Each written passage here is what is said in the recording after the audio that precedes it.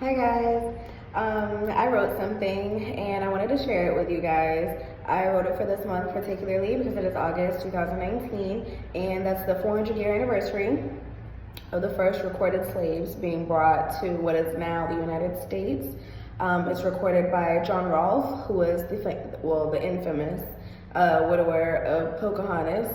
He said that 20 and odd Negroes were bought and sold at Point Comfort in what would become Virginia. These Africans had been captured in 1619 from the kingdom of Ndongo, in what is present-day Angola.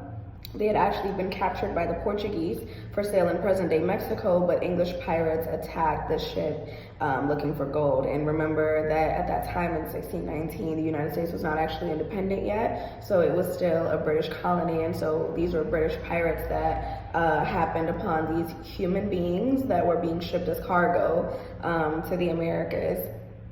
And there were two ships and they split the humans among the two ships. One ship arrived in what is now Virginia, where the 20 and odd Negroes were sold. It's important to note that these were not the first slaves that were brought to North America. They were definitely not the first slaves that were brought to the New World, because even just by the way that it was written, it wasn't a new occurrence. This was something that was very common. It was something that was already going on. Definitely not the first time anywhere in the world that somebody had been sold in slavery, unfortunately. The transatlantic slave trade began in the 15th century, and slavery itself existed generally in Europe, the Middle East, and some parts of the African continent for centuries before then. Africa was, of course, affected the worst, worse than any other continent.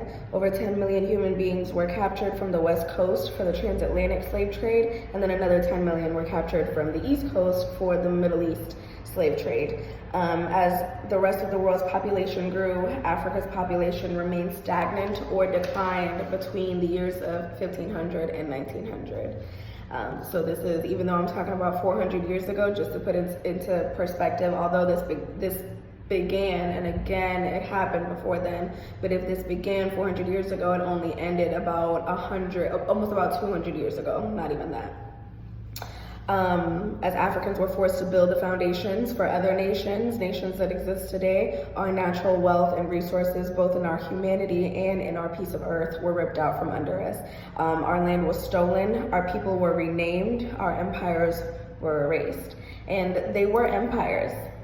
Okay, so it's important to understand that these were empires.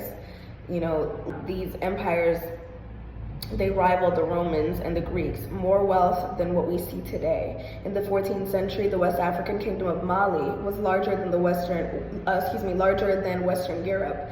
Its emperor Mansa Musa was so rich that when he visited Cairo in 1324, he took so much gold with him that the price of gold literally fell dramatically, and it wasn't able to recover for 12 years after that.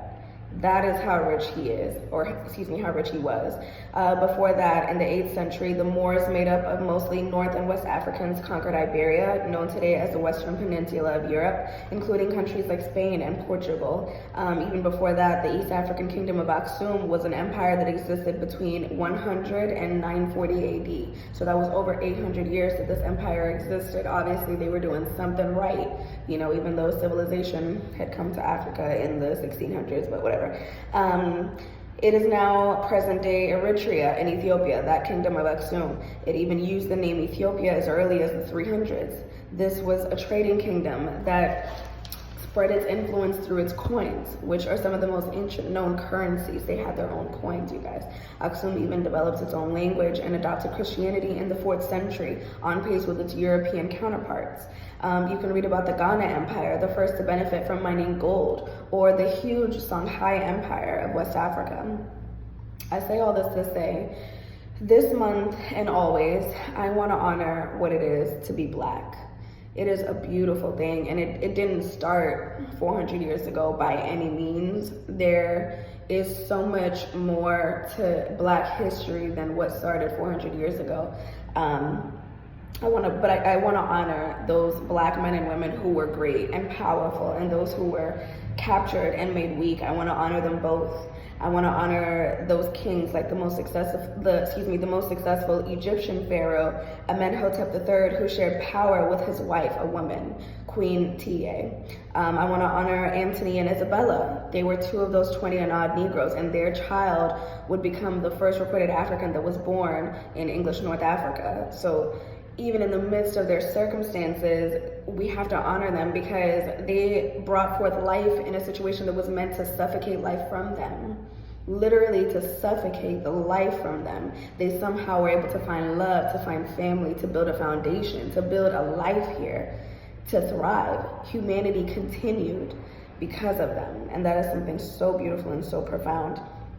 I want to honor my namesake, Queen Kachanda, the last Tutsi Queen of Rwanda. I want to honor Frederick Douglass, Francis Harper, Harriet Tubman, Dred Scott, and Nat Turner. These are all African American, Black American heroes. You are all beautiful and you are all powerful.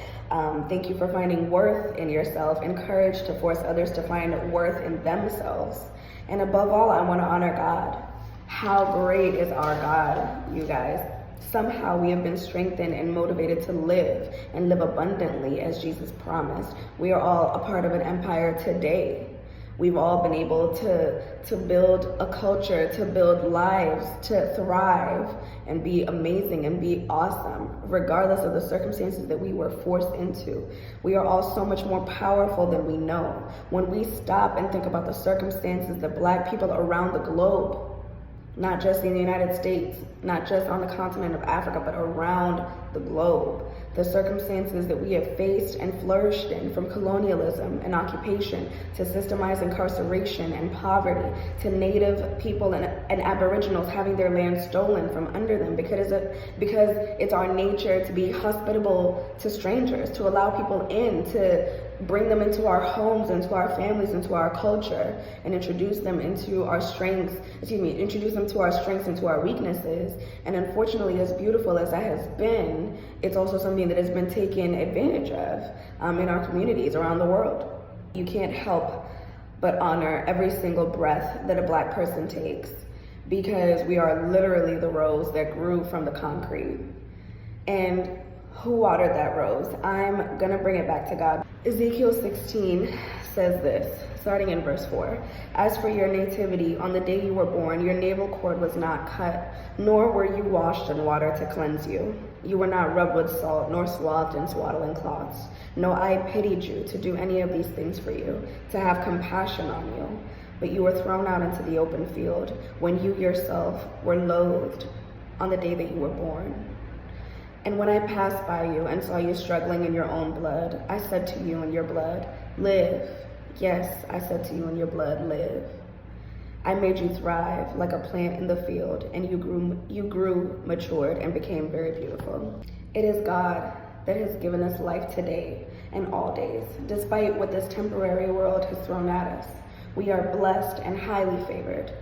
And furthermore, on this 400-year anniversary of the first recorded Africans arriving in Virginia, I call to mind the following promise from God, found in Genesis 15, the verses 13, 14, and 16. God said to Abram, know certainly that your descendants will be strangers in a land that is not theirs, and will serve them, and they will afflict them for 400 years. And also the nation whom they serve I will judge. Afterward, they shall come out with great possessions. That is a promise that at the end of 400 years, God's people, who would be subjected to slavery, sojourning, and oppression, would come out on the other side with great substance or riches.